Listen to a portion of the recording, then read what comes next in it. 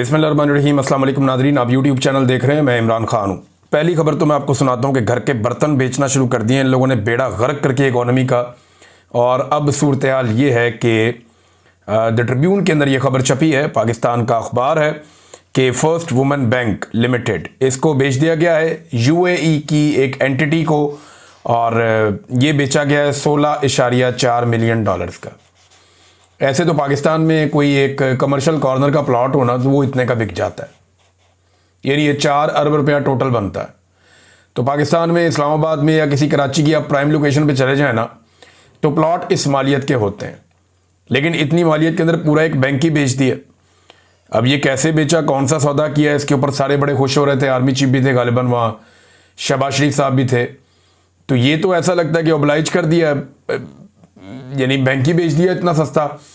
42 इसकी ब्रांचें, आप अंदाज़ा करें 42, और 24 शहरों के अंदर ये बैंक मौजूद है। और एक रिलैक्सेशन भी दी गई है कि 5 साल तक आपको कोई नहीं पूछेगा, आप बड़े आराम से अपनी इक्विटी पूरी कर लीजिएगा। यानी 10 अरब इसके अंदर होने चाहिए, तो 3.2 अरब की इक्विटी है, और 6.8 अरब की जो है वो 5 साल का इजाफी वक्त भी इन्हें दे दिया गया है। 42 ब्रांचों वाला बैंक, फर्स्ट वुमेन बैंक। अब एक ब्रांच अगर 10-15 करोड़ की है तो भी ये पैसे पूरे नहीं होते, और फिर ये एक बैंक है, को मजाक नहीं है। बहरहाल यूएई को बेचना था पाकिस्तान के सियासतदानों ने, पाकिस्तान के मौजूदा रजीम ने बेच दिया। बेचने वालों को और खरीदने वालों को बहुत बहुत मुबारकबाद। पाकिस्तान का अल्लाह हाफिज। पाकिस्तान का तजारती खसारा कितना बढ़ गया है, ये देखें जरा खबर आप। पाकिस्तान की पहली छमाही है अभी जो मुकम्मल हुई है, यानी जून में आपका बजट सेशन होता है, तो फिर जुलाई, अगस्त और सितंबर ये आपकी पहली छमाही होती है। अक्टूबर का महीना इस वक्त चल रहा है, तो जो पहली छमाही है इसमें पाकिस्तान का तजारती खसारा 9.4 अरब डॉलर तक पहुंच गया है। अंदाजा कीजिए आप, 3 महीने के अंदर पाकिस्तान का तजारती खसारा इन्होंने पहुंचा दिया 9.4 अरब डॉलर तक। ये तजारती खसारा क्या है, जरा इसका आप अंदाजा कर लीजिए। ये जो चीज़ें आप दुनिया से पाकिस्तान में मंगवाते हैं, और जो चीज़ें आप पाकिस्तान से बनाकर दुनिया में भेजते हैं, जो मंगवाते हैं वो इंपोर्ट्स हैं, जो भिजवाते हैं वो एक्सपोर्ट्स हैं। तो इनके बीच में जो अदम तवाजुन पैदा होता है, वहाँ से होता है आपका तजारती खसारा।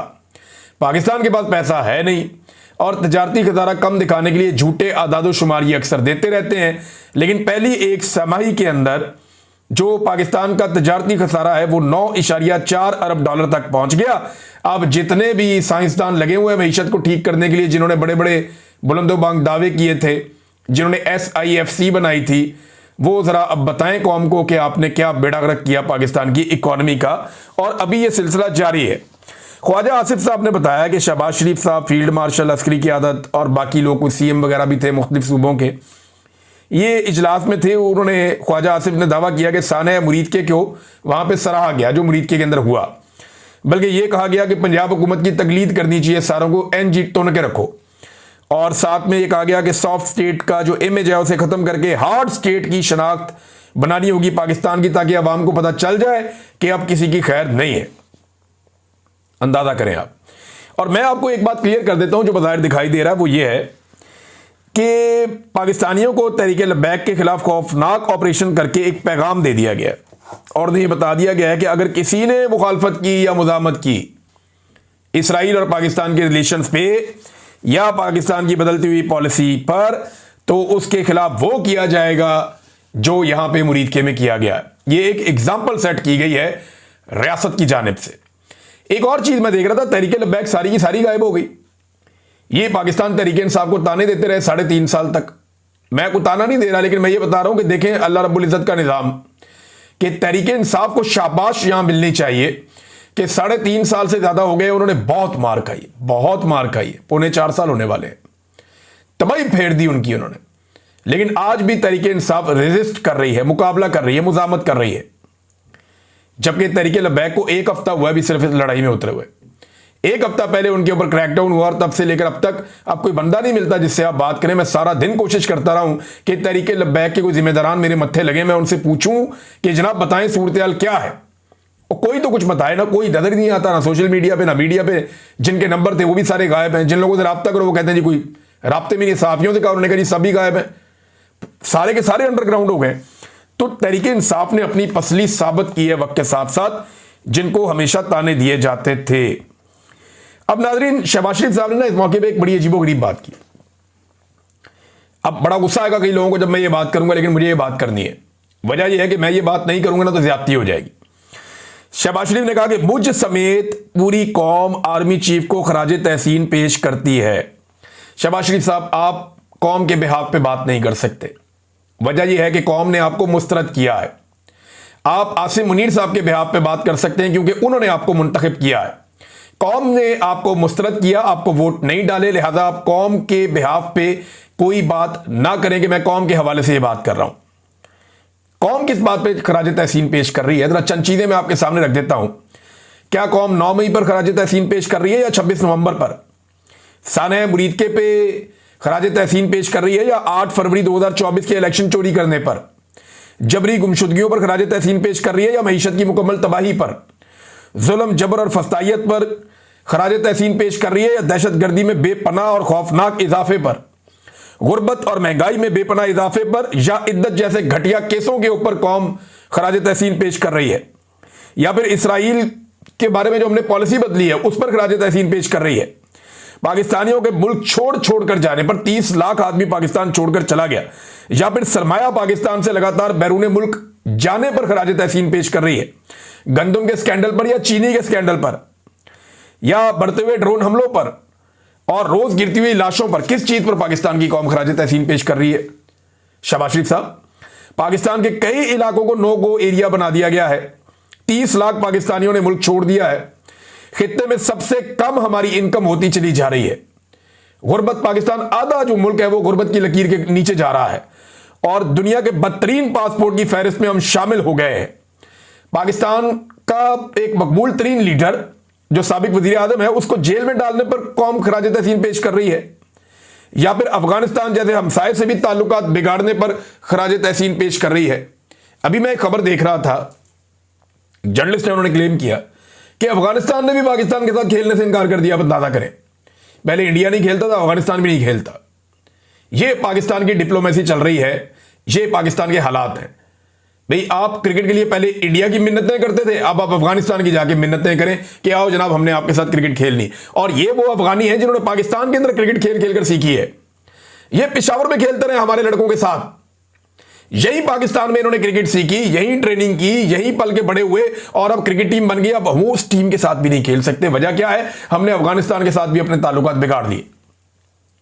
अशरफ गनी था और हामिद करजई था, उसके साथ भी ताल्लुकात खराब थे। तब आप तालिबान के साथ थे, अब तालिबान आ गए, अब आप उनके साथ हैं और तालिबान से आपके ताल्लुकात खराब है।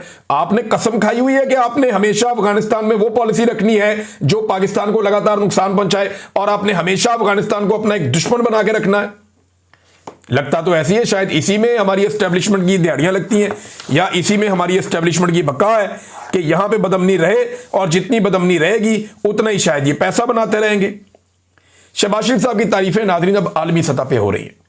जो इन्होंने डोनाल्ड ट्रंप ने इनको बुलाया ना कि वो वाली बात बता जो तू बंद कमरे में कह रहा था, इधर आना जरा, तो ये बड़े खुश होकर वहां पे गए। उसने कहा वो बता जो बंद कमरे में कह रहा था, मुझे बड़ा मजा आया, फिर बोल। तो फिर शहबाज शरीफ साहब ने जो वहां बोला 28 सेकंड में उन्होंने पूरा डब्बा ही पॉलिश का खत्म कर दिया।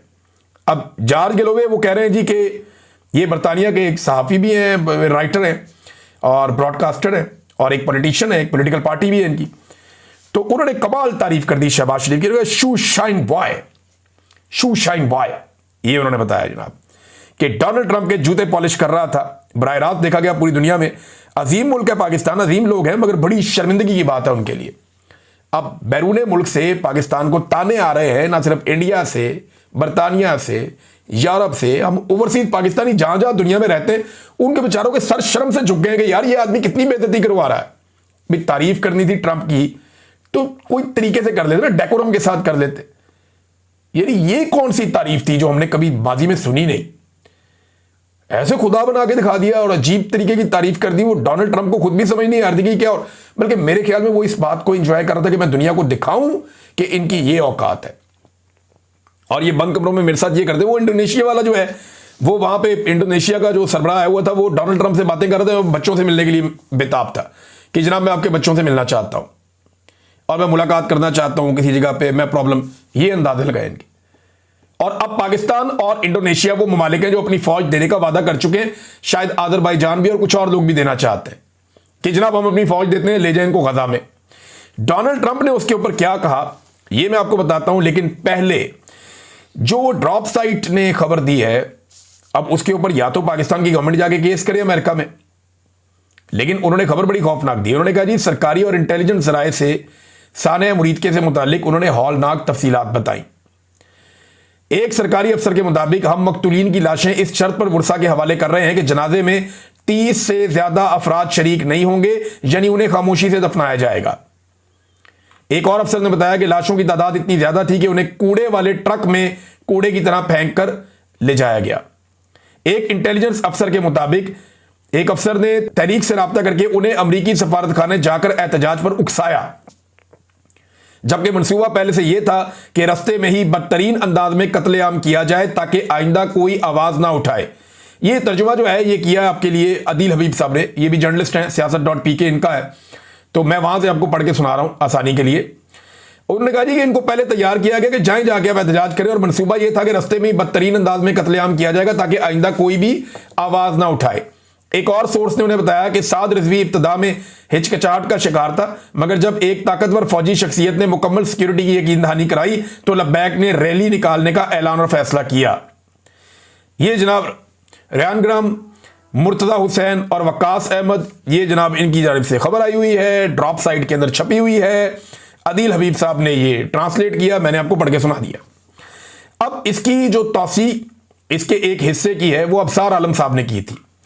अबसार आलम साहब ने कहा एक इल्जाम यह लग रहा है कि पाकिस्तान इसराइल को तस्लीम करने के मंसूबे यानी अब्राहम अकॉर्ड को सपोर्ट कर रहा था, और अब क्योंकि पाकिस्तान के लिए मुश्किल है तो पाकिस्तान ने टीएलपी से यह मार्च निकलवाया।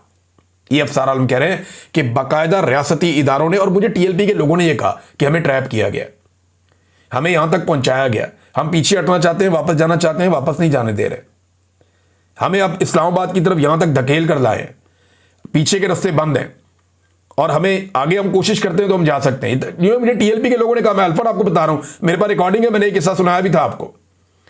उन्होंने कहा जी हमारे साथ बड़ी सख्त ज्यादती हो रही है, हमें घेर दिया गया यहां पे लाके, हम बात करना चाहते हैं, हमारे साथ बात ही कोई नहीं कर रहा, कोई मुज़ाकरात करने के लिए नहीं आ रहा, हम अपनी कमेटियां भेज रहे हैं, हम बात करो, कोई तो बात करो, हमारे साथ बात ही कोई नहीं कर रहा। ऐसा लगता है रियासत ने तय कर लिया कि यहां पे खून बहाएगी। तहरीक लब्बैक के लोगों को अंदाजा तो था कि ये होगा, लेकिन ये अंदाजा नहीं था कि इस लेवल पे ये चला जाएगा। तो ये फिर अबसार आलम साहब कह रहे हैं तो पाकिस्तान ने टीएलपी से मार्च निकलवाया और इनको चाबी दी है कि बाहर निकलकर हंगामा करें। कुछ लोग मरते हैं तो मर जाएं, वैसे भी तो लोग मरते रहते हैं। हम अमेरिका को कहेंगे कि हमारे लिए इसराइल को तस्लीम करना मुश्किल है, हम ट्रंप से ताल्लुकात भी खराब नहीं करना चाहते, इसलिए टीएलपी का मार्च अमेरिका को बेचेंगे। ये जनाब अबसार आलम साहब ने फरमाया। ये है अबसार आलम की खबर, और इससे मिलती जुलती एक खबर जो है वो दी है ड्रॉप साइट ने। वो भी ये कहते हैं कि इनको निकलवाया एस्टेब्लिशमेंट ने बाहर। और अब मैं आपको एक चीज बताता हूं कि बहुत ज्यादा इम्कान था कि जुमेरात वाले दिन, क्योंकि जुमे को तहरीक लब्बैक ने निकलना था और इनको काफ़ी चीज़ों का आइडिया हो गया था, तो बहुत इम्कान था कि जुमेरात की शाम को तहरीक लब्बैक अपनी कॉल को मुलतवी कर देती एक वार्निंग के साथ कि अगर इसराइल को तस्लीम करने की कोशिश की तो हम दोबारा आएंगे, लिहाजा अभी क्योंकि वहाँ पे अमन कायम हो रहा है तो हम उसको खैर मकदम करते हैं और हम जो है वो दुआ करेंगे, और कोई ऐसी चीज़ वो करना चाह रहे थे, उनकी प्लानिंग चल रही थी। लेकिन इससे पहले कि वो कोई अनाउंसमेंट करते, मरकज़ के ऊपर उनके हमला कर दिया गया और उनको फिर मजबूर किया गया कि अब तो तुम हर हाल में निकलो और निकल के पहुंचो। उनके लिए हालात ऐसे पैदा किए गए, शायद रियासत उन्हें घेर घार के वहां ले जाकर जो उन्होंने अचीव किया वो करना ही चाहते थे। नाज़रीन, डोनाल्ड ट्रंप ने पाकिस्तान और अफगानिस्तान की जंग रुकवाने की कहानी एक सुनाई है। वो कहता है जी पाकिस्तान और अफगानिस्तान की जंग रुकवाना मेरे लिए आसान काम है, लेकिन अभी अमेरिका में काफी काम है। देखिए ये जरा जंग थोड़ी बढ़ेगी, माहौल बनेगा, कोई बंदे शंदे मरेंगे, उसके बाद डोनाल्ड ट्रंप को बीच में लाया जाएगा, फिर खराज तहसीन पेश करेंगे शहबाज शरीफ साहब, फील्ड मार्शल साहब, और फिर कहा जाएगा जी हमने एक जंग जीत ली और डोनाल्ड ट्रंप आए, उन्होंने बीच में पड़ के एक और सुलह की, तो डोनाल्ड ट्रंप जो है वो एक मुबारकबाद के मुस्तहिक हैं, फिर से उनको हीरो बनाया जाएगा। तो डोनाल्ड ट्रंप की खुशनुदी के लिए ये किसी भी लेवल तक जा सकते हैं। अमेरिकी फौज के अमन दस्ते पहुंच गए जी इसराइल में, ये गजा में क़यादत करेंगे और ट्रंप के बकौल उन्हें खुद कुछ नहीं करना पड़ेगा, बल्कि मैं ये खबर आपको पढ़ के सुनाता हूं जहां पे ये मौजूद है। हमास से असलहा लेने के लिए या उन्हें गैर मुसल्लह करने के लिए अमेरिकी फौज नहीं जाएगी, जो जाएंगे वो इस काबिल हैं, यानी कोई तो जाएगा उन्हें गैर मुसल्लह करने, और जो जाएगा वो इस काबिल है, ट्रंप ने ये कह दिया। लेकिन जो जाएगा कम से कम वो अमेरिकी फौज नहीं है। ये जो अभी इसराइल पहुंचे हैं अमेरिकी कमांडोज, ये नहीं है, कोई और होंगे। इस वक्त पाकिस्तान, अजरबैजान और इंडोनेशिया वो हैं जो वहां जाने की बात कर चुके हैं। अब बज़ाहिर डोनाल्ड ट्रंप की बातों से और हालातों वाकयात से ऐसा लगता है कि ये जो चंद मुसलमान मुल्कों की फौजें हैं, पाकिस्तान की हो गई, अजरबैजान की हो गई, इंडोनेशिया की हो गई, या कुछ थोड़ी बहुत अरब ममालिक मदद कर देंगे, ये फौजें तैनात होंगी गजा में और इसराइल की हिफाजत की जमानत बनेंगी ये फौजें, और हमास को कंट्रोल करने के लिए भी शायद यही फौजें काम करेंगी अमेरिकी फौजी क़यादत के अंदर। मुझे बज़ाहिर जो दिखाई दे रहा है वो ये है, और डोनाल्ड ट्रंप इस तरफ इशारे भी कर रहे हैं।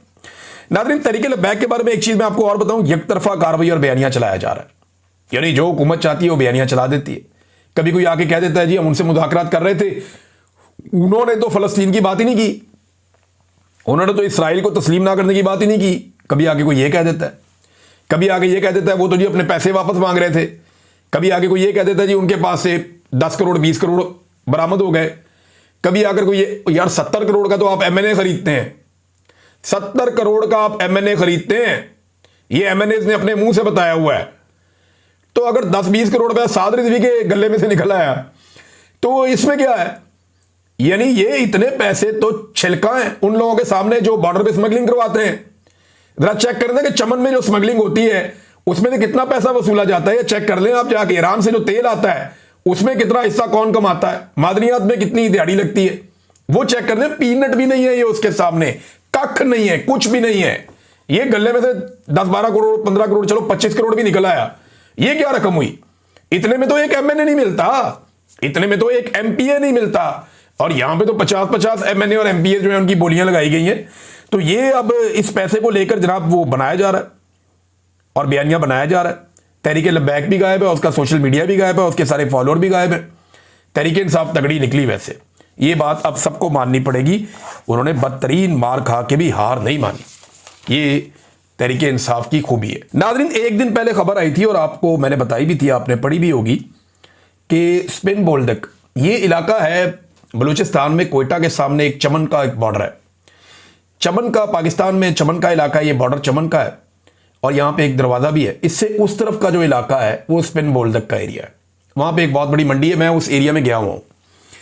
स्पिन बोल्डक का जो इलाका है, यहां पे एक बड़ी मंडी है और बड़ा बाजार लगता है, यहां पे बहुत सारी अजनास लाई जाती हैं। पाकिस्तान और अफगानिस्तान के बीच में जो तिजारत होती है उसका एक बड़ा हब उस तरफ स्पिन बोल्डक का बाजार, और इस तरफ जो है वो चमन का बाजार है। अब हुआ यह कि स्पिन बोल्डक के अंदर धुएं के बादल दिखाए गए कि वहां बमबारी हुई है, और पाकिस्तान की तरफ से क्लेम किया गया कि पाकिस्तान ने बहुत नुकसान किया अफगानिस्तान का। इसमें एक बड़ी खौफनाक इत्तला आई है अभी, और वो इत्तला ये है कि पाक अफगान झड़पें, 2 सिक्योरिटी एहलकारों और 5 पाकिस्तानियों की लाशें अफगानिस्तान से चमन मुंतकिल।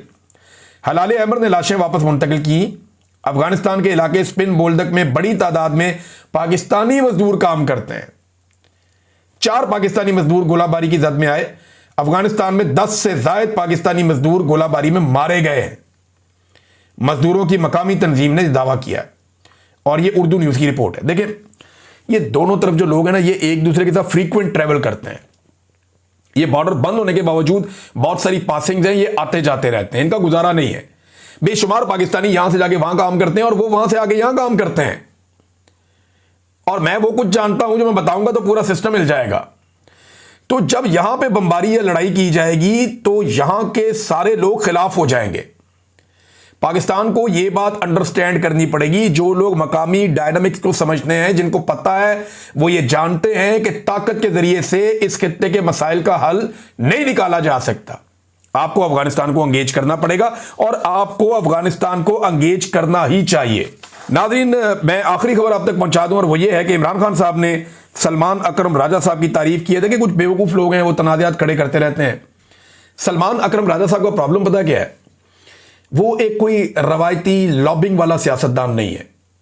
यानी उसने अपनी कोई लॉबिंग नहीं की कि जनाब मेरा अपना ग्रुप होना चाहिए, मेरा अपना जत्था होना चाहिए। वो एक उसूल पसंद आदमी है, एक ऐसा वकील जो बहुत कामयाब वकील। अगर वो बतौर वकील अपने करियर को आगे बढ़ाते तो बार्स के अंदर उनकी बड़ी शानदार इज्जत है, अदलिया में भी उनकी बड़ी अच्छी इज्जत है।